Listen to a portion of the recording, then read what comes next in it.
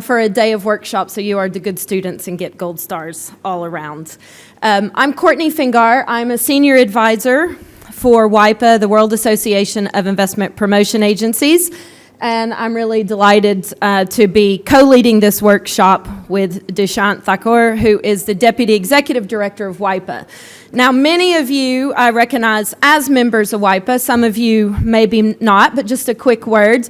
WAIPA, the World Association of Investment Promotion Agencies, is the global body, the voice of investment promotion agencies globally, playing a key role in advocacy for the importance of IPAs, but more importantly, providing training and knowledge sharing, experience sharing, and capacity building programs for IPAs worldwide.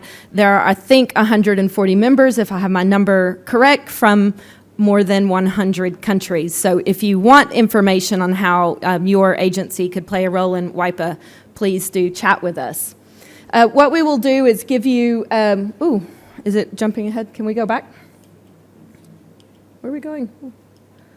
Am I accidentally touching it? There we go. Okay, just getting to grips with my clicker. What we'll do in this seminar is first I'll give you a glimpse of some of the key FDI trends. Why is it going crazy like that? I'm not touching it, I promise. The key FDI trends, and then we will talk through, because the remit of WAIPA is to create ideal IPAs, so best in class. What's going on? Help. Stop it. Okay, thank you. Yeah, I'm going to have to talk really fast if you keep this up. As the remit of WAIPA is to create best-in-class IPAs globally, we will talk about what that looks like and how that can be done after a look at the trends. And my slides are still going crazy, so I apologize, and I don't know what to do about it. If I can get back to the start of my presentation, and maybe you can... I'm really not touching it when it's moving. Okay, we'll see how we go. What we'll do is take a quick look back at 2022. Now, I assume I missed the beginning of the prior workshop, but I assume Glenn probably gave you, a glimpse. Not that much. Okay, good. So I won't repeat or contradict too much what was said. Now, it was a bit of a bumpy year last year for FDI, as those of you who are really on the front lines of FDI. I'm really not touching this clicker, I swear. Those of you who are on the front lines of FDI, I'm trying to go back now. Okay. Those of you who are on the front lines of FDI, I really haven't touched it. What can we do about this?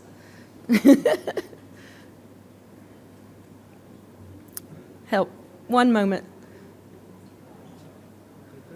Yeah, but I know, but it's going crazy when I'm not touching it. Working? It works, but it also moves when I don't touch it. That's the problem. Let me call you. Thank you. Sorry, well, I'll do the best I can in this scenario. If I can get back to the beginning. So, bumpy year for FDI. You've now seen this slide 20 times, so you get the message. It started out very well after the ugly years of the pandemic, when you saw those kind of cataclysmic crashes in FDI. There was quite a nice rebound, at least at the beginning. And I think Investment Monitor, which tracks Greenfield FDI, recorded something like an 18% rebound in FDI. Now, according to UNCTAD, I don't really know what to do about this. UNCTAD, it started out well and then started to unravel because, of course, just when things were looking quite positive and the rebound was looking good, we had war in Europe, we had supply chain continuing disruptions, we had fuel crises, food crises, basically multifaceted geo-economic and political crises that started to hit what started out at the beginning of 2022, quite a good year for overall FDI flows, started to decline. These are some of the numbers from the most recent global investment trends monitor by UNCTAD. This came out in January, and you can see not very nice pictures. Now, Greenfield had a slightly better performance. Greenfield project numbers were up by 6%, so that's good. And Greenfield values were actually up by 54%, but that's largely due to a raft of mega projects that skewed the numbers quite a bit. But global M&A was down, and quite worryingly, which we'll talk about a bit later when we talk about institutional investment and other types of non-greenfield FDI, international project finance values decreased by a third. And this is problematic, of course, for countries as they look to shore up their infrastructure, for example, which is a necessary component of economic development. Now, you may struggle to read this slide. I apologize, it's a bit blurry, but you'll get the main idea, which is that everything started to go south in this last portion of the chart. Again, this comes from UNCTAD's Global Investment Trends Monitor, showing the trends from 2019 to 2022. Really more just to illustrate that it's a bit of a bumpy ride as far as FDI figures go. Now, I mentioned that mega projects skewed the numbers quite a bit, which tends to happen. They inflate values. It's usually better to look at the trends in project numbers, in my opinion, because that gives you a better indication of what's actually going on. These are some of the mega projects that UNCTAD reported on in its trend monitor last year. And if you're sort of doing a quick tally, you can see that the majority of them, I think 7 out of 10, came in renewable energy. And of course, that is a highly popular sector for investment. However, there's a flip side to this coin, which was highlighted also in the UNCTAD report. And that is some of the reasons that we saw these megatrends were to do with changes in how these projects were being financed and a trending towards greenfield investment at expense of international project finance. And this is where you start to see that there can be some problems in carrying out net zero initiatives and bringing in the necessary investment in renewables that are needed to meet not just net zero, but SDG goals as well. So again, a report of international project finance values, I showed you that there was a decline, I swear, I told you that there was a decline of 30% in overall project finance figures, but when it comes to renewables, it was actually 40%. So this is a real concern and something not really widely noted. Project numbers for international project finance for renewables was down 5%. Climate FDI, which of course is extremely important and has been a very popular trend in the FDI world, actually saw its values decrease last year. And the number of climate FDI projects decreased by 6%. So this is just sort of wave a little bit of a red flag that all is not necessarily well in the world of finance related to renewables, despite their importance and despite their popularity. Now, this is just to further illustrate that point, again, coming from UNCTAD, and these are investments in what are considered climate mitigation aspects, and there are decreases in most of them, as you can see, apart from water management. So this, again, is a bit of a problem. It's worth thinking about because I would imagine if I were to ask you to raise your hands, probably every investment promotion agency represented here would say that you have renewables as a key priority sector for investment attraction. And again, there is money out there, there's interest in investing in renewables, but the structures are changing and some of the project finance schemes are a bit under threat, and as we're thinking about where the money's actually going to come from and how you can fund the projects that you need in order to meet your SDG goals, but also your net zero commitments.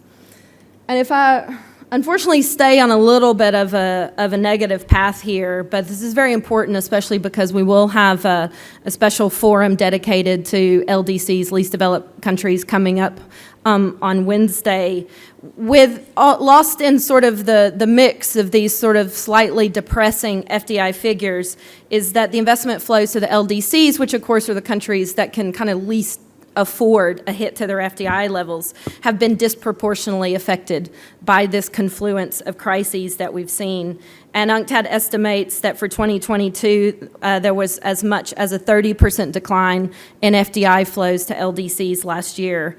And this is in contrast to the general trend, which was slight declines, but not on this magnitude. And again, these declines in international project finance, as well as threats to greenfield FDI, are a major concern and a major threat to sustainable development in the LDC. So it's worth urgent thought coming together. We will, of course, discuss this much more in the LDC forum. And organizations like WAIPA are standing by with partner multilateral organizations to really try to get ahead of this crisis, or this mix of crises that are threatening much needed FDI and inflows to LDCs. So I showed you that investment in some of climate change mitigation is declining generally.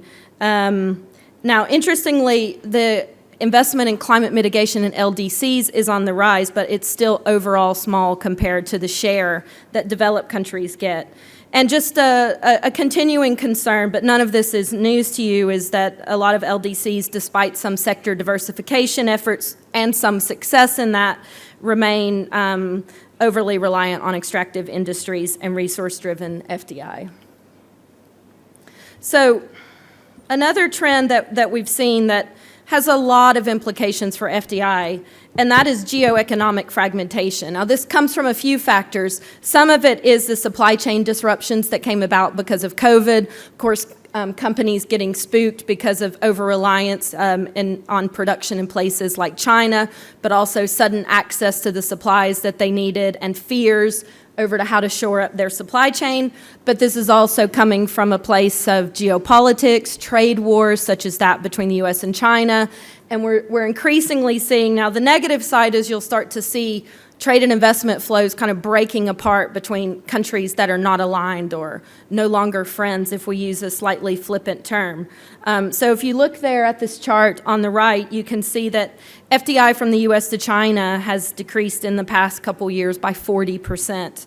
Meanwhile, US FDI to India, which is let's say a friendly country, or a country with which there is a strong alliance, has increased by 20%, because of course the flip side of the coin is, while we may see a breakdown in trade and investment flows between countries that are diametrically opposed when it comes to geopolitics, the other side of that, of course, is friendshoring, and also, of course, nearshoring. But friendshoring is we seeing increased investment between countries that are on friendly political terms and that have strong political alliances. I didn't put it on here, but a stat I found very interesting in this report from the International Monetary Fund was that U.S. investment, while it decreased to China, increased substantially to places such as Costa Rica and Colombia. Now, Costa Rica, this is a clear nearshoring play, but in the case of Colombia, this is also a major U.S. ally in the region. So what you're seeing is that companies are following suit, kind of slipping into the slipstream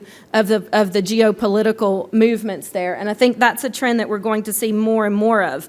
Now, again, developing countries are often at most have most to lose this. Yes, can sometimes gain if there is a major FDI destination with which a developing country is aligned. They may see a boon in FDI. We've seen this in many places with Chinese investment, for example. But likewise, it can also suffer lack of investment from countries with which the developing country is not aligned, but which they may welcome investment.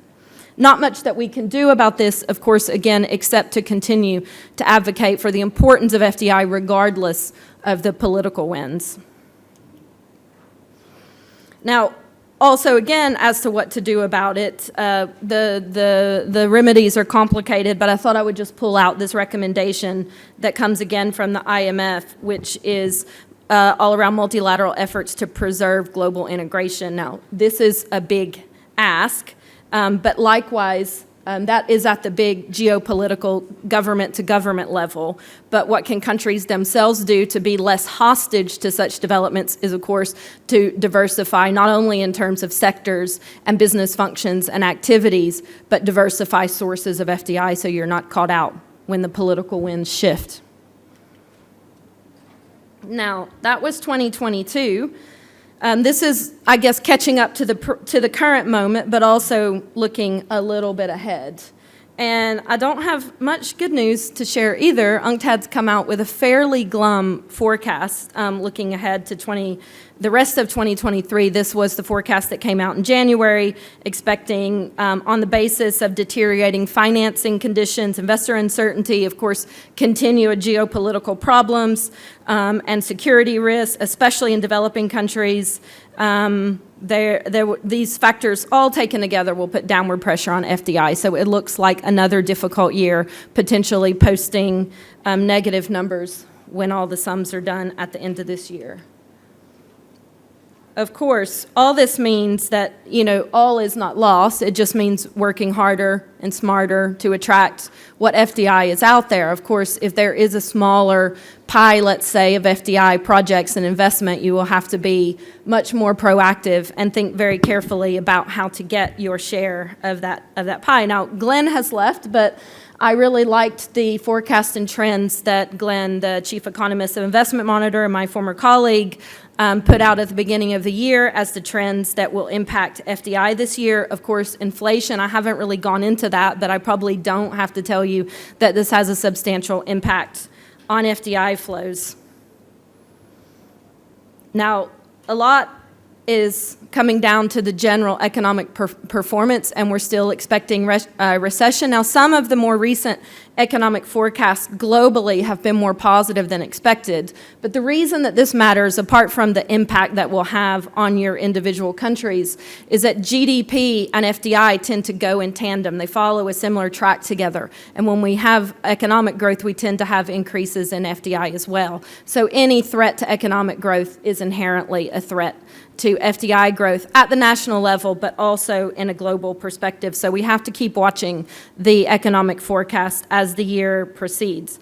I mentioned already about these changes in trade and investment partners. Glenn expects that this rebalancing is going to continue. Again, much of this dependent on political alliances as they shift and change. Friendshoring, I mentioned already, will be a continuing trend. I see no reason that won't continue. Nearshoring is a very evident trend that I also expect to see more and more of as companies look to shore up their supply chains and shorten those chains. Energy distribution, of course, a lot of this comes from the war in Ukraine, but not only as countries, but also companies look to secure their energy supplies. Of course, there's been an impact in Europe from the war in Ukraine, not just because of the risk and the disruption, but hundreds of multinationals or companies have pulled out their operations from Russia. They need somewhere else to go. So we're seeing a bit of a boon in places like Poland and around the neighborhood who've successfully attracted projects that were previously in Russia, but also companies that have had to leave Ukraine for a time have set up shop primarily in Poland, but in a few other places around the region. Now, China's seeing a continuing decline in inbound FDI, and there are some beneficiaries. That is because the need, again, to shore up supply chains and diversify portfolios of investment has led to increases in investment in many Asian countries, such as Vietnam. Now, I mentioned already the clear link between GDP and FDI, so what we'll expect is that countries where we see solid economic growth, we will also see solid FDI growth. Now, just to give you a bit of good news, because I've said a bunch of pretty grim things so far, the A.T. Kearney FDI Confidence Index for this year, despite all these difficulties and challenges, shows overall optimism by investors, and I guess ultimately that's probably what matters. 82% of those surveyed said they plan to increase their FDI in the next 3 years, and this is up from a 76% that said that last year. 87% think FDI will be even more important for their corporate strategies going forward in the next few years. 63% remain more optimistic than pessimistic about the global economy, again, despite the clear challenges. And there are a lot of, obituaries written already about globalization, but 66% of corporate leaders anticipate an actual increase in globalization in the next 3 years. And that adds up in a way, because if we're talking about increased FDI and if we're talking about companies expecting to continue to increase their global footprint in the next 3 years, well, that is globalization.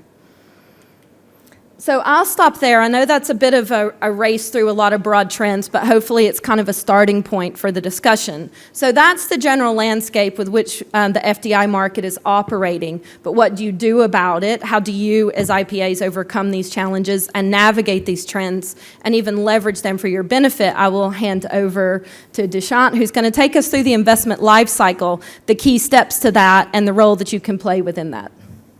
Thank you so much, Courtney. Try and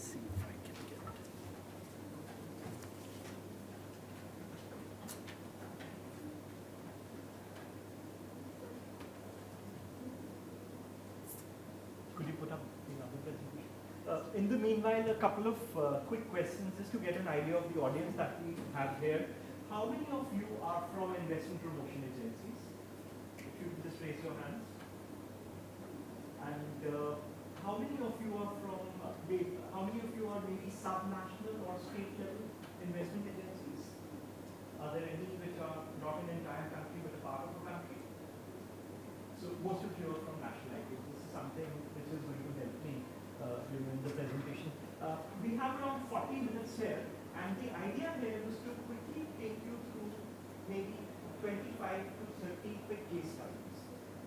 Things which I have observed IPAs do very well. I've been myself a part of Invest India. I was involved in setting it up like a decade ago, and we did some very interesting things at our end, but what we'll be using here and going through is going to be a set of different examples from different IPAs all over the world.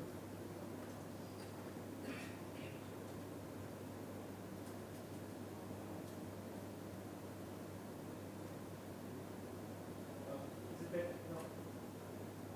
It's okay, I can use the other one. So after these examples, there were 3 specific points I wanted to cover in detail. Am I audible? Hi.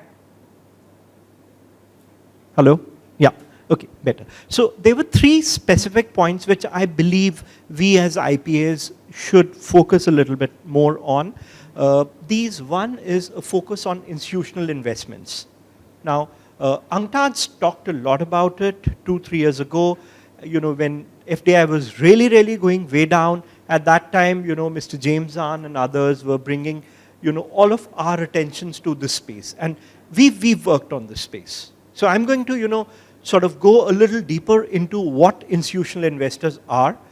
And then, what we've tried out at our end, and some of it seems to have worked well, because if that pipeline starts flowing, it is going to flow like crazy, You'll forget everything else. It's that much of good investments that we're talking about. So that's one area I wanted to touch up. Second is again an interesting area called as creative economy.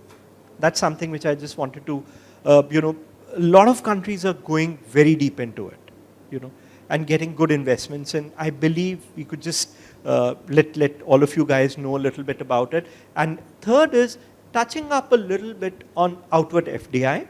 Now, many countries, have specific institutions which are focusing on sending investments outside, OFDI agencies, and we at the same time are trying to receive investments, right? So if there is, a little handshake which takes place between you and maybe somebody like NFI in Netherlands, then it's like a win-win situation. I'm sure a whole lot of you are already doing it, but we'll go a little deeper into it. We have Dr. Matthew Stevenson from World Economic Forum, somebody who's really focusing on a lot on OFDI. And this little bit of OFDI, which is connecting IPAs with OFDI institutions, is something which I thought I'll just like to touch up a bit on. Let me see if I can get my presentation. Yeah, okay. So quickly, just before, so we're going to go through the investment life cycle. Each of you knows what the investment life cycle is, basically the promotion part of it, then you enter a facilitation, you're getting into aftercare, and then there's like a feedback mechanism, the standard investment life cycle. We'll touch up on it, but before that, 2 or 3 generic topics, and then let's zoom into the investment life cycle with some specific examples from there. The investment strategy, number 1, most important thing for any IPA. And I've pulled out 2 of them which are in public domain, but I believe are amazing documents. If you're in the field of IPA, if you're in investment promotion, these are 2 documents I would sincerely suggest you to go through. Brilliant work, really well authored. One of them is from the pre-COVID, and Ideas Islands one came out in the post-COVID world. So, so both of them you will see give you slightly different flavors. We just try to generalize, what an IPA strategy, the different elements should be there. So, okay, let me ask you this quick question. Do you have, let's say, an IPA strategy in your country? The investment promotion agency, not the country's strategy, but your own IPA strategy. If some of you have, do you want to just raise your hands? Okay, fine. Okay. So essentially, we just picked up Idea Island, and then we picked up Sinde. We went through the IPA strategies, and then we figured out that these are, for example, 10 elements which appear in any IPA strategy. You know, something like, and there's a lot of similarity broadly when you see the way these things are structured. So if you go into the vision of these, you will see a lot of similar words starting to come out. Or even, you know, the mission. Mission again had a lot of similarities. They are talking about social inclusion, they're talking about innovation. There's a whole lot of talk on accountability and transparency being there in the mission. The targets, what is it, where is it that we are wanting to go? It is very important to define those numbers. And you can see the numbers which Idea Island has defined for themselves. Now, interestingly, if you look at, the best is to go back to their previous strategy. Again, these guys generally do a 4-year strategy, and they do a midterm review. So at the end of 2 years, because their salaries are coming from the public. So they want to go back and tell the citizens of the country, hey, if you guys, through the taxes, if we are getting paid, this is the output that we are giving you. So that midterm review is actually a very useful thing, where they're able to go and tell the country of how much has got achieved and how much of it is left. But again, KPI identification. Interestingly, you would see, and I did a little, you know, numbers just to, okay, I think it just goes one way, so can never go back on the slide. But essentially what we figured out, you search on the word sustainable or sustainability in Idea Island strategy. That number comes up 140 times. You know, that tells us something that, you know, there's a lot of focus happening on this word. But interestingly, Sinde's strategy was written much before COVID, you know, or much before a lot of other stuff. And they have really sustainability at the core of it, you know. So hats off to, you know, the guys who are doing this stuff out there, but amazing. And when you look at the KPIs which Sinde has put in, these are not just the very standard KPIs, X number of dollars, number of projects. These guys are going into way more interesting stuff. You know, they're talking about, for example, companies that were helped with in the visa processing. Or, for example, you know, how many of them, how much consultation have we done, you know, green recovery, or, you know, making them, you know, that extending the supply chain. A whole lot of other stuff is what, you know, Sinde really talks about there. Couple of other points before we get into the investment life cycle. Sectoral depth is critical. If you don't have it, try and build, you know, sectoral depth. It is very important. And we've seen the guys who are getting the best out there are the people who've got a lot more sectoral depth. Now, it need not be that for, you know, each and every sector. You know, you can always have a limitation, say, hey, I can only hire maybe, you know, 16 people or maybe a team of 24, and they're doing so many other things. Yes, so it's fine, you know, you get a couple of sectoral experts, get it for those 2 or 3 core sectors. It need not mean that if you're covering 14 sectors, you need to get those 14 experts in. But you can imagine that if I'm going to be sitting with a Fortune 500, you know, CXO, you know, he'll love to talk to your marketing guy once, twice, 2, 3 times. But then after that, these guys want to go deeper. They want to talk their specific sectors. So either if it's within your IPA or, you know, your coordination with the corresponding department within your government structure. Let's say if it's the Ministry of Agriculture or let's say the Ministry of Energy, your linkages have to be so deep that you are able to rope those guys in. And they can again do a similar talk like the IPAs do. But sectoral importance is very, very critical. Just a couple of examples, one from Board of Investment in Thailand and the second one from Telangana. And I'm going to pick up a couple of examples from this state in India. It's a subnational, it's a small state, but somebody we've seen do phenomenally well. They just completed a huge, you know, food event, and they before that did, you know, one of the largest events in biotechnology called as BioAsia, and they're good. You know, they've worked on it in a very focused, structured manner. The reason why for a success they have is they've got almost for 7 of their sectors, real good guys who've come in. Each of those guys is around 7 to 8 years experience, but they're really good. They're called as sector directors. The guy from automotive has worked maybe with one of the chambers in the automotive functions, and then later on, he moved to the IPA. Similarly for those 6, 7 other sectors. So hiring the right people becomes very important. Sectoral. Another interesting thing, and again, we'll be talking about creative economy later on, but a lot of countries, depending on where they come from, have generally identified some very interesting sectors. So these are just some names that we could see of unique sectors which are there, and I'm sure when you start digging in deeper within your own countries or regions, also you would be able to find something very interesting, and that's something which you might like to, Now, let's get into the investment life cycle. Again, I just looked at it from the point of view of an investor actually, landing up a specific project and, which are the step-by-step things that they go through. And this, just a few random examples from here and there on each of those steps. Be it information gathering, investable projects is what we believe is very, very critical.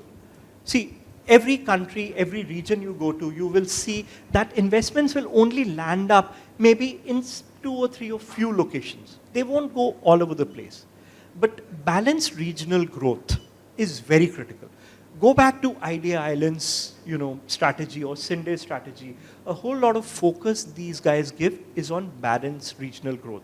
They're not saying that let all the investments come in only to Dublin or only to this. They're looking at every part of their region and saying, hey, what can we do to get more investments to go in there? This is a great solution, charting out investable projects. Because, for example, if I had a tourism site in some place where generally no investments go, or very few investments go, then I might like to carve out a specific investable project. I might say, hey, let's get a 3-star hotel here, or let's get something which can get, more and more investments.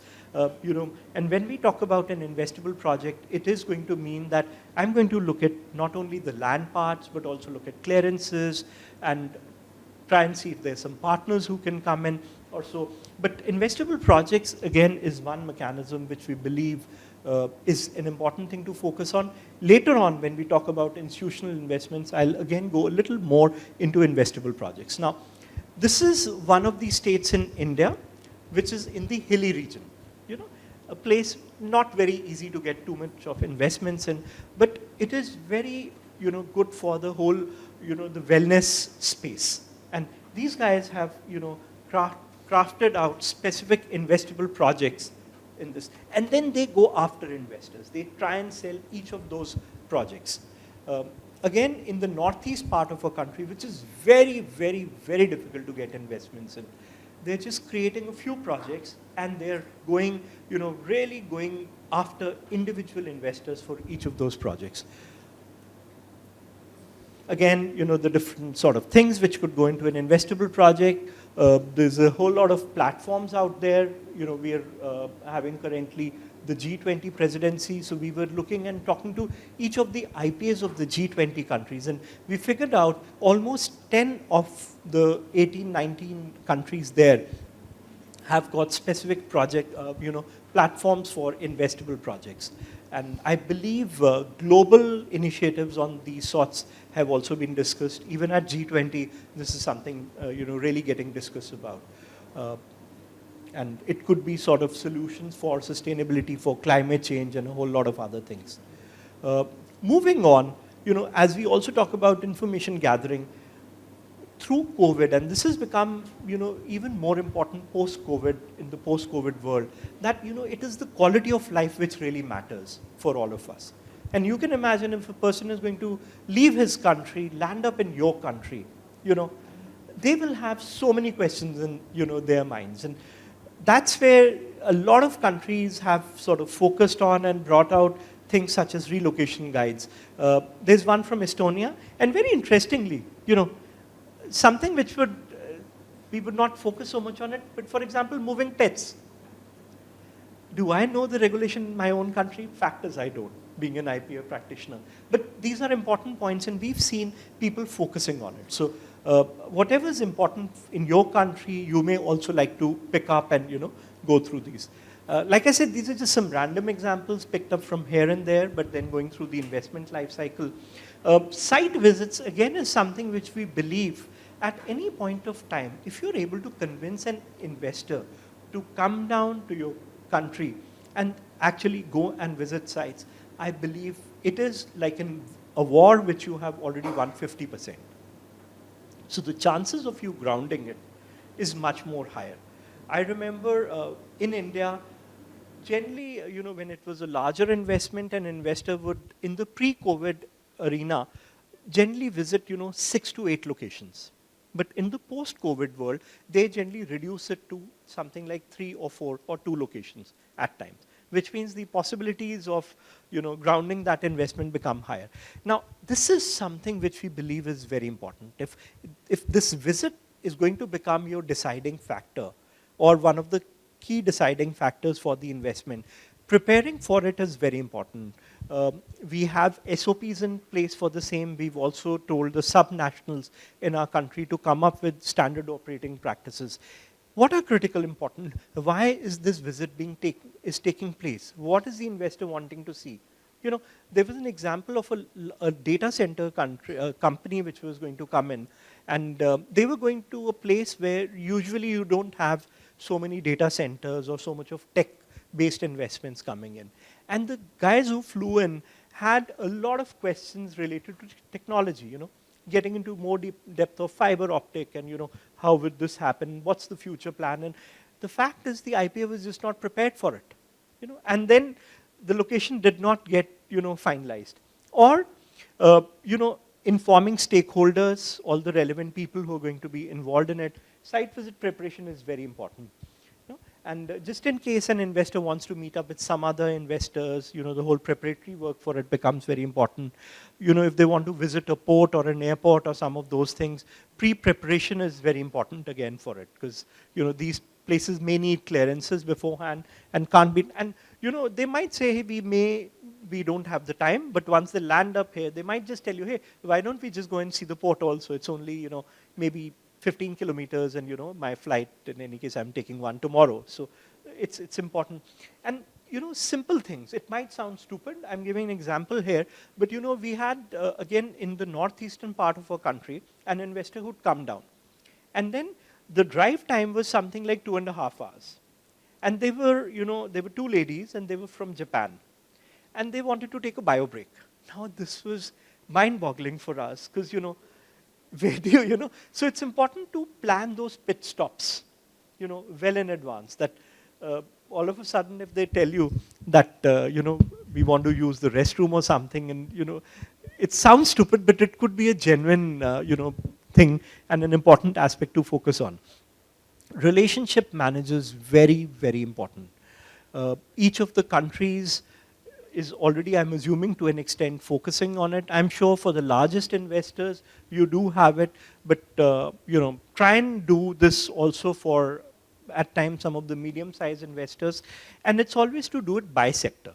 So if a relationship manager, a guy who knows food processing very well, will be the best person to handle a lot of cases for food processing. Oops. Site selection, again, technology, and again, I know we've got gurus in the team. Courtney's done a lot of work. Matthew is, again, when we talk about digitization, somebody who's been writing about it and doing a lot of work around digital FDI, but also using digital to make your investment journey smoother. That's, again, something which becomes very important. Again, when we talk about site selection, again, tech tools can become very useful for us there. And what we had done in our country was, again, we merged something like 19 different GIS systems to come out with a single platform, where an investor could say, hey, I need 10 acres of land, I need it for food processing, these are my 6 other parameters. And then, on a map, he could just go in, he could see specific pieces of land which were there. They could see in vicinity, which are the other guys. their contact numbers and all of those information was also given so that they could go in and dig more details. But again, Morocco's, I believe, got a very nice portal which they sort of focus on. Again, getting into licenses and clearances. So when we talked about land, again, in the post-COVID world, the amount of time they like to spend on the ground reduces. They may not like to go to so many locations. They like to just shortlist to 3 or 4 or 2 of them instead of like earlier doing 8 to 10. So that's where, technology is very useful for you. Now, next point is on licenses and clearances. Again, the aspect which we focused on here is first getting the information across to them. Now, I did a little study to look at setting up of a hotel and setting up of a hospital in different countries across the world, including from South Africa to China to various countries. And I can tell you, even in the easiest of countries, you still need quite a few approvals. So even if I'm Singapore, which is supposed to be like probably the easiest place to do business and with the least number of clearances, still for a hotel you might need something like between 20 to 30, 35 clearances there also. So if I have a stock, a currency conversion guy there, I'll need a license from him in China, in India, in Singapore. If I have a swimming pool, I need licenses. If I'm running a bar, I need licenses. So it's all over the place. Licenses and clearances are important. And investors would generally, once they've taken a decision to invest in a particular country, they would certainly need to know which are the licenses and clearances. So how can we get this information in the quickest manner to them? What some of the countries, including Kenya, have done is brilliant. This is an e-regulations portal which they have. And we all know tourism is such an important sector for Kenya. What they did was they have identified 16, 17 different activities. For example, hot air balloons, or for example, homestays, or each of those categories. And then they've gone in and they've really defined what all approvals and clearances are required. And this is just an example of how, you'll be able to just see which are the required documents, what are those places, which all approvals you need, and you can sort of keep on going more deeper and deeper, what's the cost, how much time it will take. And it's like, because they put pictures there which says go to this building, and they show what this building looks like. So as an investor, I find it very easy. So that's one. Second is again an example from India, something which I had led for a while, is what we call as the National Single Window System. Again, it's a complicated country because we have a federal structure. So we have 28 different states, and each of the states you need clearances, and then at the central level you need clearances. There was a stage, a time when just informing. So as an investor, when you used to come to me, and you would say, hey, I want to manufacture this bottled water, and I want to do in this hilly state somewhere. Which are the approvals and clearances you require? See, I would generally take maybe 3 days to give this information back to you. That's where we were. And today, just to give you a little example, you have this portal which is there. You click on this button, which is called as Know Your Approvals. And then it'll just ask you a series of questions. You just keep on, and it's a very intelligent questionnaire. You keep on responding to the questions. Do you have a legal entity? No. Would you like to register your entity? What sort of an entity would you like to register? It'll give you all of the information. All the legal rules, all the guidance notes, everything is given there. And you keep on selecting that, how would you like to incorporate, if it's a private company. And then, you will see whichever the approvals are, that entire list will be made available to you. So in less than 10 minutes, an investor will be able to see exactly what are the approvals and clearances required. Now, obviously, the journey goes on further from here, where you can actually click on a button and start applying for these clearances. It can't get easier than that. But in the post-COVID world, these sort of solutions become very important. Again, post-commissioning, groundbreaking ceremonies are a beautiful, stage where you can really go out and celebrate. And I believe Hungary is doing it really, really well. HIPA, the Hungarian Investment Promotion Agency, I would say go to their portal. They've got, or also on YouTube, if you put in HIPA, you will be able to see at least 40 to 50 examples of groundbreaking ceremonies. And I think these guys do a fantastic job. Even during COVID days, there were certain projects which got open, how putting all the COVID protocols in mind, but getting ministers there, all the speeches are, this is just like from a video, some snapshots of how, this Bosch facility is being done. They do a huge PR around it, make sure that each of their ministers are around, and HIPA gets, a lot of cookie points for having done this. This is just an example of, in the post-COVID sort of a thing. Again, as we move on to policy advocacy and aftercare, this is something which we are doing it now in our country. But Idea Island, again, is somebody, both like Costa Rica and Idea Island is our agencies which we believe are really good. Why? Because they've existed for decades and they've sort of stood the test of time. How they keep on, reinventing themselves, still meeting their targets is beautiful. And this is an example of, every time when an existing investors of theirs meets some landmark, stage once they've completed, let's say 1 year, 5 years, 10 years, or 25 years, and on their website you can see 50 years also. They do a whole, thing around it. They'll get, let's say, one of the members of parliaments to go down to that facility. At that time, they also sort of get that company to try and announce some more jobs. 50 new jobs on completion of maybe, 1 year of operation. And this makes a huge PR sort of a thing.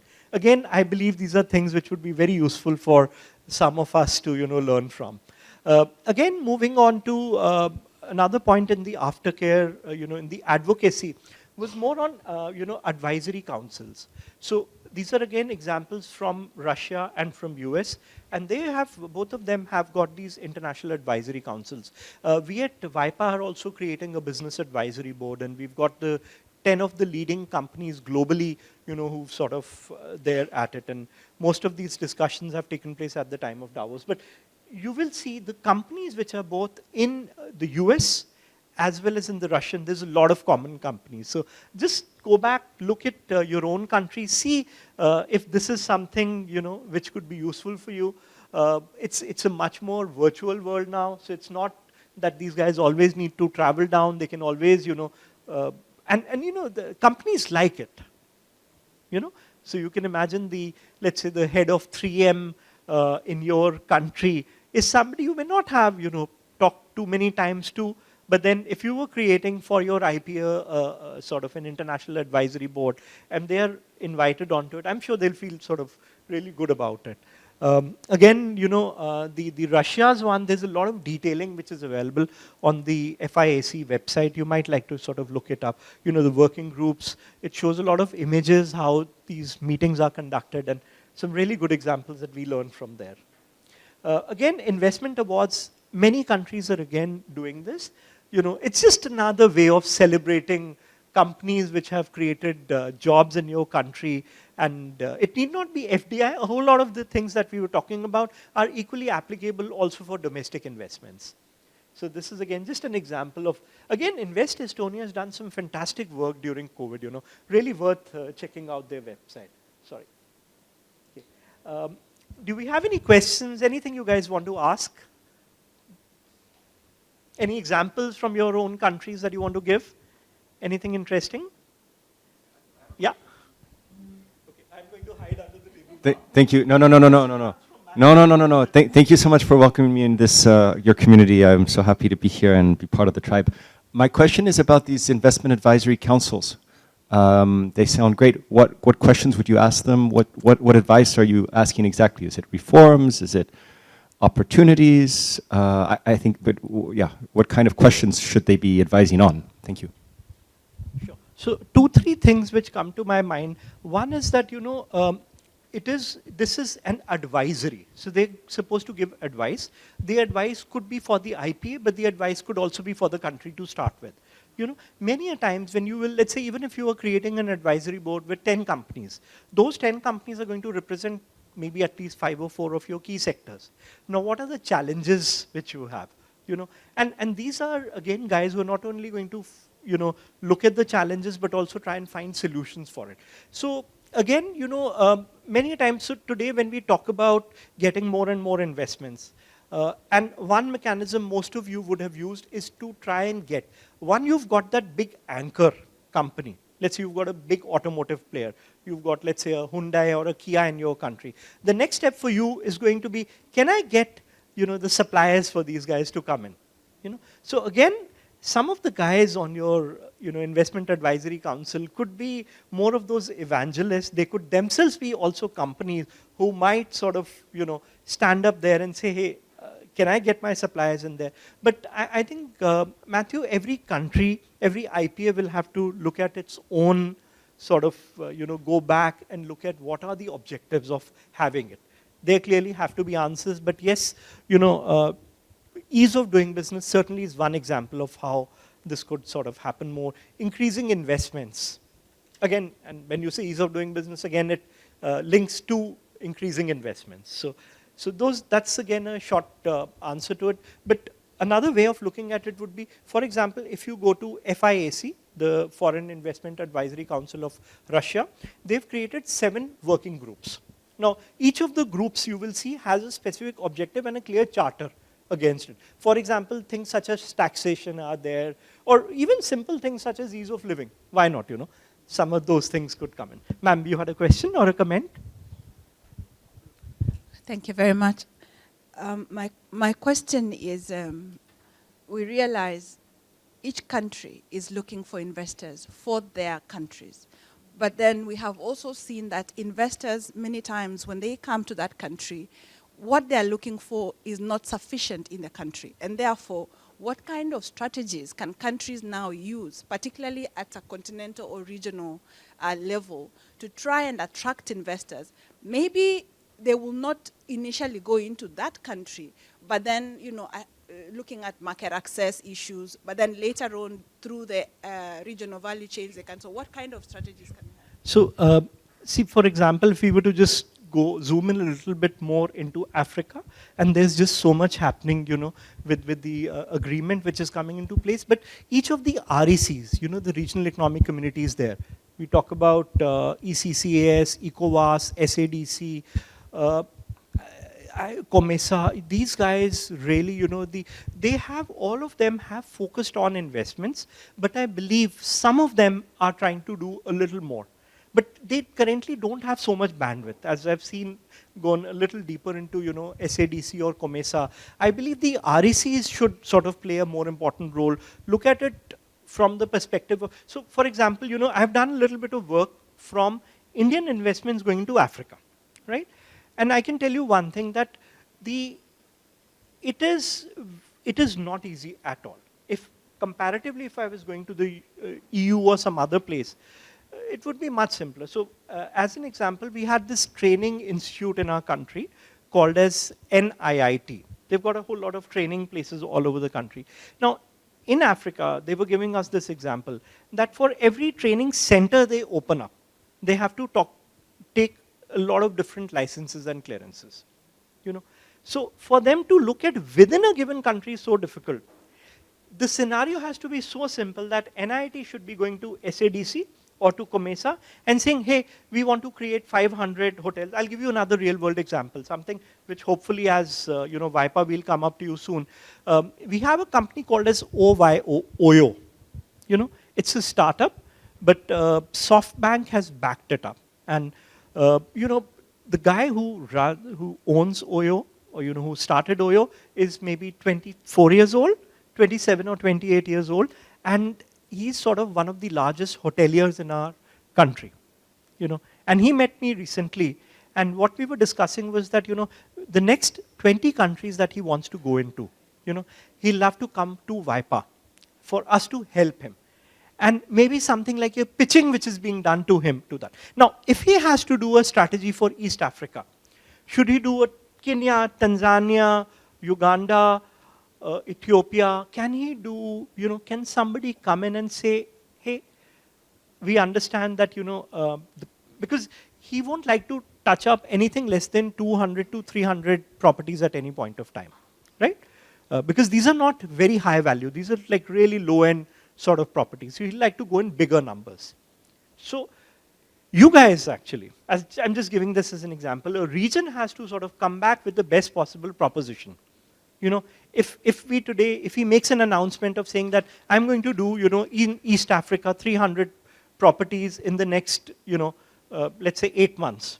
And then when he gets down on the ground, and if he's finding going to Tanzania and you know, Ethiopia to be completely different and, you know, too many regulations and those things being there, let's be very clear about it, it is not going to happen. Because players of this sort, you know, time, money means, you know, is of essence to them. So be very happy to, yeah. Corner in India at this point in time. Oyo, you can find an Oyo hotel, which is a budget hotel that Mr. Dushan's talking about, is at every nook and corner in India. And we'll actually do this because he's approached us and unfortunately something happened in his family or something, somebody passed away, so this, we could not take the transaction forward, but we'll be knocking on his door again and he'd like to make, get, you know, global pitches being made to him, you know, so. Yeah. So we are with the AFCFTA Secretariat, which is a continental agency now that is supporting investment and trade in the continent.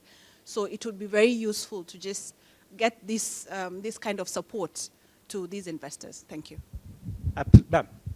Yeah, thank you very much. And maybe just to follow up on my colleague, as she has said, we are from the African Continental Free Trade Area. And these are really key issues for us because our adopted investment protocol now does have the establishment of a continental body, which we are calling the Pan-African Trade and Investment Agency, that is meant to specifically assist with the kind of work that you're talking about. And so I believe we shall be coming to you to get more support on how to do that. Ma'am, tomorrow at 2 o'clock, we are doing a meeting. This is 19, so at 16 number, we are doing an African IPAs interaction. So love to get you guys to come in there, and any of the other IPAs from Africa, please do join us. It's like a little, you know, just some of us sitting together, debating with each other. KPMG had sort of approached WAIPA, and then jointly we're just sort of going ahead and doing that. Let's do that. I've practically lived in, you know, multiple countries in Africa, and I can really relate to that. You know, so one more area, and I'm sorry, we're going to do a little crazy on the time, is entrepreneurship and startups. That is the solution for Africa. Take it in writing from me. We just completed what we call as the SolarX Grand Challenge for Africa. You know, the last date for closing the applications was 31st of March. You know, we'd started this maybe in November at COP at Sharm el-Sheikh is when we announced it. By January 15th, we only had 17 applications. We've ended at 181, and the entries which have come in are fantastic. Having, you know, I've lived for a part of my life in Kenya, I can tell you, when African startups start to happen, you know, you just can't leave this region back. And with guys like you, the initiatives that you have, you're just going to take it to the very next level. And I'm very happy that, you know, we guys are together and we'll sort of get an opportunity to interact, you know, more with you about it. I know we are doing a little not so well on the time, but with your permission, while we had supposed to, you know, had a hard stop at 1, can I take maybe another 15 minutes to quickly touch upon, because, you know, these things are going to be fairly relevant. Or let me try and do it a little faster. So 3 points which I wanted to bring in. One which I believe is very important when we talk about sustainable and climate investments and targeting institutional investors. So first I did want to talk a little bit about sustainable and climate investments. And again, this is something which is, you know, SCAP had brought out a report at the time of COP Sharm el-Sheikh. And what they did was they came out with a booklet of projects, you know, projects which are all linked to climate. So there were 26 total projects they've brought out. A lot of details of these projects are available on this booklet which they have. But you will see that they had got these projects on 10 key themes, and they had taken 5 different impact types in these projects. These are actually the projects. You know, so if you really want to understand what climate FDI, climate investments is all about, just look at these 26 projects. It starts from funds, it gets into specific projects on the ground, but gives you a very good flavor as to what it is. And look at the quantum of investments. You're going all the way up to $22 billion on one side, but maybe the least projects is something here in Cambodia of around 3 million or $2.3 million. There's a project in Mongolia, just as an example. But something really relevant to sort of look into. This is just an example from a project in Yunnan province, which is related to irrigation. I picked up one project from my country, which is again the state of Telangana, and the land there, it's not very, is not so great as far as agriculture is concerned. And these guys, really got down into structure transformation. So what they thought was that, hey, if our land is not so well irrigated, what do we do about it? And they defined this project called as the lift irrigation project. In a very simple way, what it means is, what you're doing is, you're taking, so the land doesn't get so much water, you just take the water high, and then you make it go all over the state.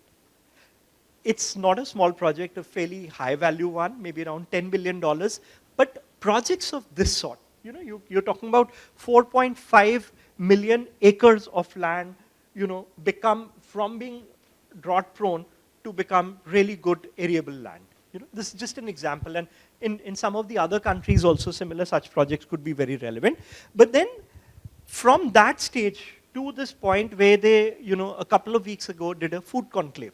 Now this is a state which probably a couple of years ago did get, a handful of investments, majorly in seafood or other places, but they won't think so much about, food sector investments. But with such projects taking place, now they're, really defining themselves as a food sort of location, just because of this project. This is an example of a sustainable project. So what each of them, and I did this little exercise, we have 28 subnationals in our country, and we got an intern, and we gave her this little document saying that this is Vision 2030, right? And we told her, why don't you try and create projects out of it? Just an intern, she's not even completed her college, and she came out with 20 projects. Just a listing of projects. And fact is, stubble burning has been one major problem. And then we really went in deeper. It's like one of those SDG challenges, and we've got so many solutions for it now. But again, projects is the heart of it. When we are talking about, institutional investors or so, at one end of it, projects could be relevant, especially, when we are talking as IPAs. Now, just spending quick 2, 3, 4 minutes more on institutional investments. Again, this is not a sector where I have so much of expertise in, but I just thought I'll still give you a little idea about, what institutional investments is all about. Essentially, we are talking about two entities here, what we call as the guys with the money and the guys who take the money. So the guys with the money are what we call as limited partners. So when you talk about an RDR, which has got, I'm sure, like crazy amount of money, more than $1 trillion, or you have some of those main pension funds, and those are the guys which come in here. Now, a limited partner is somebody who will have very small investment teams, very small teams, hardly have any people, and they've got all the money on earth with them. Now, what they need to do is, so for example, if I am Australian Super, I've got the pension of all of my people with me. So for me, I'm going to make sure if I'm going to put this money in somewhere, it's the pension money. I'm not going to be playing with this money, right? So being very safe, sound, I don't need a crazy return. I don't need, let's say, a 15%. I'm very happy getting a 3 to 4, 5% return over a long period of time. Because I know my pensioners, I have clear visibility, are going to ask me for an X amount 10 years from now, and they are going to ask me for a Y amount 20 years from now. So that's how essentially, these limited partners are. So they're generally long-term investors, and they don't interfere. If they put their money in somewhere, they don't want to butt in and manage it. They don't have the time, the bandwidth, or the energy to do it. So they just put their investment. Now, they themselves generally would not invest. They will move the money to what are called as general partners, which are essentially the fund managers or the asset management companies. So if you've heard of Macquarie, KKR, Brookfield, these are the sort of guys who are essentially the general partners. They will have a shorter time horizon. So while, for an institutional investor, it could be maybe 20 years, 30 years or something of that sort. For a general partner, the time horizon which they look at is around 7 to 10 years, right? So essentially, the general partner will take money from limited partners. The general partners will have a very clear objective. For example, they will say, okay, we have this specific fund which is only for renewable energy, which is only for East Africa as an example. So they will have a very clear objective with them. And once they have a clear thought process, they're going to go in and they'll be asking the limited partners that we are going to be doing, renewable energy in East Africa, and we are creating this fund of 100 million, and can you give us that money? When they give that money, there's generally a 220 principle there, that 2% annually is taken as management fees. So if it's 100 million, which they're taking from the limited partner, out of that money, 100 million, 2 million per year would be paid to the general partner as their management fee, which they will have their teams, they'll hire people to do that, run that fund and all of that stuff. And then it's a 220 principle. What that means is, so it's 2 means 2% of the money that we're taking, and 20%, so what happens is that there's a hurdle rate which is set. They'll say that, okay, I'm going to be investing in renewable energy in East Africa, and essentially I'm looking at, let's say, a 7% return coming in at, let's say, in the 7-year time period or whatever.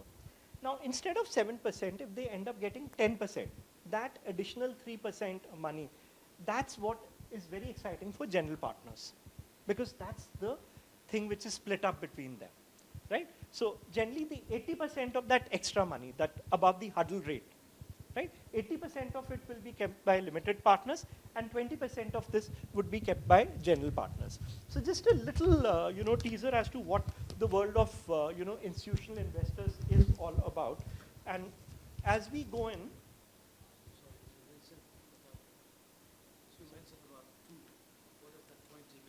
20 means that, okay, so 220, 2% means that if I'm taking 100 million, every year, 2% of it is what I'll be getting as my management fee. Done? Over a period of time, I will have to make some amount of money. How much money is to be made? There's a percentage called as hurdle rate, which is agreed on between the limited and the general partner. Now, any extra money that you make over and above it, which is generally very, very large amounts of money, 20% of that is what comes. Now, as an IPA, now generally, where are these institutional investors going to put their money in? They may most of the time put that money into companies, not directly into projects. And the companies then later on may be executing projects, right? So it's a wider area. We have a workshop on this on, day after, right? Day after. Yeah, on 9th. Courtney is going to be picking it up, and it'll be great in case you want to, if some of you guys want to come in, maybe that's where we'll go into more depth of it. But here I'm just giving you one example, what we as an IPA did, as Invest India at that time. See, we needed money, right, to do greenfield infrastructure projects. For example, we needed more roads, and when we used to go to an institutional investor saying that I want to do this greenfield project, the institutional investor would generally not be happy about it, because those guys don't like risk. And any greenfield project, there'll be obviously clearances required, they may, things can get stuck up or so. So that's where, we focused a lot on asset recycling. What that means is that I will pick up stand-up operating assets, so if I have, for example, a very good road which is there, and if I'm already doing toll collection on that road, people come through that road, they pay me a little bit of money and they go on, right? So if I'm already doing that, that's what institutional investors love. You have a nice ready road running, you're collecting money, they can sit there and they can watch how much money you're collecting, right? And they can do a little multiplication and say that, okay, if population is going to increase and so is going to happen, I'm going to end up making so much money in the next 7 years. As an example, let's do a little calculation that they will say, okay, I can make $100 million of toll collection in the next 7 years on this road. So what they will say is that, why don't you give me this road, and you take the 100 million upfront from me, as an example, right? And then you'll be very happy, because you know this money which you're going to collect in future, if somebody was to give it to you sort of now, you know, I'm not getting into the math part of it, but you'll be happy, because this was an existing asset, and you've got that money with you now. Now this money is what you can put into greenfield asset. That's exactly what we did. That when an institutional investor was not very happy picking up riskier assets where approvals and clearances and there were too many headaches, we said, take whatever's running. And institutional investors are very happy. They'll pick up your existing hospitals, they'll pick up your roads, they will pick up whatever on which they can really see visibly today where the money is coming in. So this is just an example. One particular case, again, in this is what we did was we picked up a set of 9 toll roads, 9 of such roads where we were collecting money. And then we talked to a lot of institutional investors around it. We pooled it together, because if you go to an institutional investor and say, give me $2 million, he'll say, okay, don't waste my time. Because those guys generally, you know, each investor, once you do a little profiling, you'll figure out that they are only interested in projects. Like I remember we'd met up with ADIA. They'd come to our country years ago, and then at that time they said, don't show us anything less than 250 million, right? So we had to club hospitals together, we had to club roads together to make it into something which was like really worthwhile for them. So what we did here was we picked up 9 roads, we clubbed it together, and we talked to a lot of institutional investors.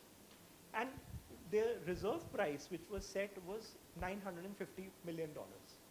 And we finally ended up getting Macquarie to bid $1.45 billion for it. You know, so you can imagine if a government had visualized that it was going to collect $950 million over the next 23 years, and upfront somebody gives a check to you and gives it in your hand saying that, hey, take so much money, you'll be obviously happier, because you can take this money and then put, you know, greenfield assets. So I just wanted to, you know, not go into too much depth of it, but just to give you this little flavor to say, as IPS, I believe it is, you know, I'm sure within your countries, there could be other arms and agencies doing it, but just do try and check up what they're doing, because you could be very useful for them.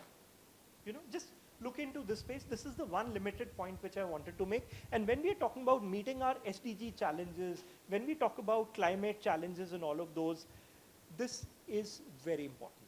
You know, this is the bucket which is going to get you that little delta. The missing money is going to come in from here, because there's a lot of pressure on institutional investors today to do more sustainable stuff. Show the world that, hey, we are standing behind the SDG goals, and yes, they want their money, but they also have to show this. So this is just one quick category I wanted to just touch upon. Again, you know, Angtan's done and written a lot around it. Second is aligning with outbound IPAs. We have Dr. Matthew Stevenson, you know, the father of OFDI, can I say that? So, but the limited point, very quickly, not spend too much time, maybe I'll request Matthew to take a couple of minutes behind it. But I wanted to say is that, like a lot of us are trying to get investments into our respective countries, many countries are wanting to set investments outside, you know. So as IPS to IPAs, we may not have too much to talk about, you know, with each other. We can only share examples. But as a country, as an agency which is focusing on sending investments outside, and you guys focusing on getting investments inside, the combination looks beautiful. And it can work really, really well. Just that the agencies could be not one, but at times many, many agencies in a given country. So in US, sorry.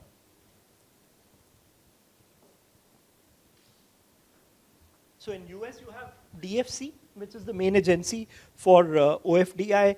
Singapore is Enterprise Singapore. Philippines, you have again both the Department of Trade and Industry as well as Board of Investments are there. Thailand, you've got, again, these are just 3 of them which we've listed there, but there are more agencies also. Now, you guys, if you are talking to them, you know, it's like a win-win situation. They're also doing what it is that you're wanting to do. So, and these are the different sort of agencies which are there.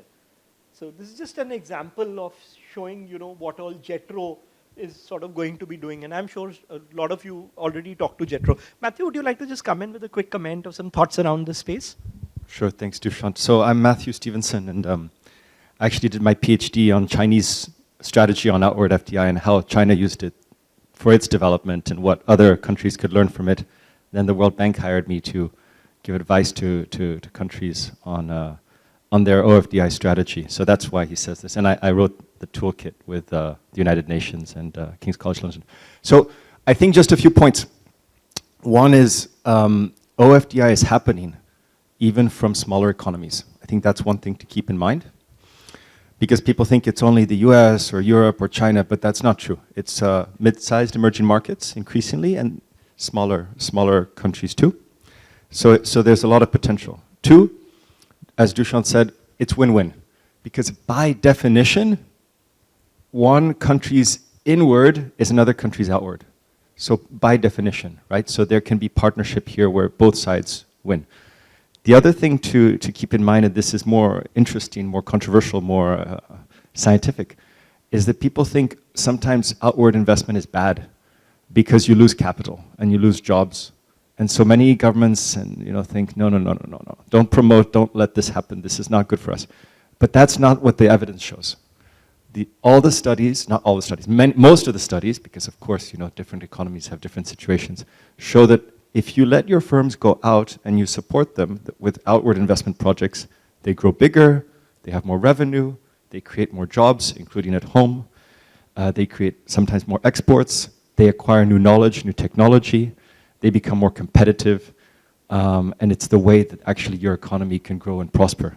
So if you build walls, you're actually going to slowly become less competitive, and your businesses are going to go out of business.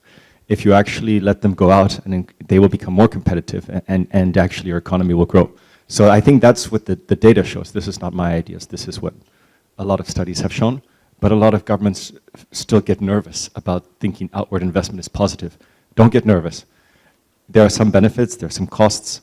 Generally what you see is some of the lower skilled jobs might move, but higher skilled jobs might grow. And you get more technology, more knowledge, which is what you really want to be competitive over time. So what does this mean in practice? I think IPAs and outward investment agencies can partner. They can collaborate, they can meet, they can see how they can help each other work together through maybe joint projects, or even I get very excited about joint equity between two economies, because both have skin in the game. How is this not going to work if both sides have equity in the same project, and then it shows the government supports it, that de-risks it? How is that not going to be better if both governments on two sides of the equation, US, India, or wherever, if they both sign it, and if they both endorse this, if they both support it, surely an investor is going to think that's more likely for that project to succeed. So what can IPAs do as a starting point? I think the first starting point is just information. Just help your firms have information. What are the opportunities through platforms and that matchmaking service? And then the second is you can provide some services, some business trips, where both you might bring businesses and investors from two economies on the same business trip, study trip, or you might even help with some studies. Just very, very light touch. It doesn't cost much, but a study in terms of the potential for these things to happen. And then over time, you can do more intense support if necessary with guarantees and financing and so forth. But that takes longer. So you can start just small with sharing these opportunities, joint matchmaking, joint business trips, and joint equity. Thanks.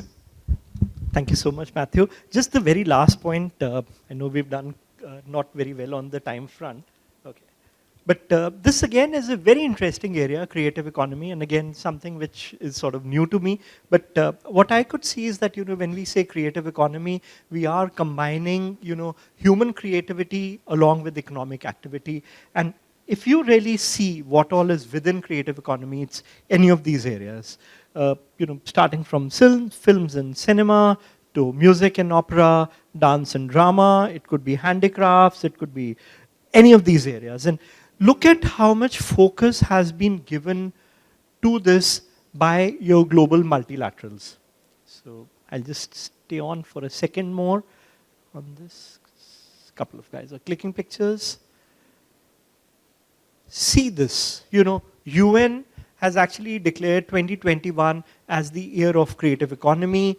UNCTAD has got a creative economy network, and if any of the countries are looking at going deeper into it, UNCTAD, I'm sure they say that they'll be happy to help make you a part of this network of theirs. UNESCO is doing a lot of work around creative cities. Again, ADB has focused again a lot on it, and again, Indonesia last year focused a lot on creative economy. What are the sort of things which are there? How large is it? Just look at those numbers there. Recognize this. Go a little deeper into it, and you'll see that hey, this does contribute a very substantial number to your GDP already. So you could be sort of, it could be, for example, in US, it could be Hollywood. In another country, it could be maybe, there are clusters and zones which could be there, but a lot of it out there. And then countries have come up with institutions or policies focused around creative economy. In case you as a country have not done so much on it, just sort of go a little deeper and just try and find out. These are just 2-3 quick examples which we pulled out. Something from Dubai, from UK as well as Australia, who are really looking at the investment side of creative economy. That was the last slide from my end. But thank you so much. I hope there was you found this useful. Thank you. If there's any quick questions, I know maybe the time for the next workshop is already started, I believe, or 1:50. Okay, we are. Okay, so Courtney, if you'd like to take the mic, please. Thank you. Any questions? Okay, I will just add what Dushyant said, which is that there's a lot more to talk about in relation to institutional investment, which is extremely important and increasingly so. We will lead a workshop on the 9th at 9 a.m. in Capitol Suite 18 next door, and that is advising you on how to best engage institutional investors and how to talk to them, how to communicate with them. So I hope you'll join us. And I'll introduce Gareth Presh here, who... Yeah, Gareth will be a speaker in our institutional investment workshop because he's actively involved in actually bringing investment into sustainable development projects, and we'll tell you a bit more about how to do that, but maybe add a quick word. Is that correct? Yes. Please.